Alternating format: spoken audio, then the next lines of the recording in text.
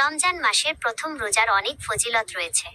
এর মধ্যে কিছু গুরুত্বপূর্ণ ফজিলত হলো: গুনাহ মাফ। রমজানের প্রথম দিনে রোজা রাখলে পূর্বের সকল গুনাহ ক্ষমা করে দেওয়া হয়। শয়তান বন্দী। রমজানের প্রথম রাতেই শয়তান ও অবাধ্য জিনদের বন্দী করা হয়, যাতে রোজাদার একাগ্রচিত্তে ইবাদত করতে পারে। জান্নাতের দরজা খোলা ও জাহান্নামের দরজা বন্ধ। রমজানের প্রথম রাতে জান্নাতের দরজাগুলো খুলে দেওয়া হয় এবং জাহান্নামের দরজাগুলো বন্ধ করা হয়। ফেরেশতাদের দোয়া। রোজাদারের জন্য 70,000 ফেরেশতা সকালের নামাজ থেকে শুরু করে তাদের পর্দার অন্তরালে যাওয়ার আগ পর্যন্ত ক্ষমার জন্য দোয়া করতে থাকে। নবজাতকের মতো নিষ্পাপ।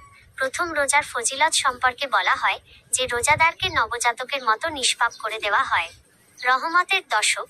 রমজানের প্রথম 10 দিনকে রহমতের দশক বলা হয়।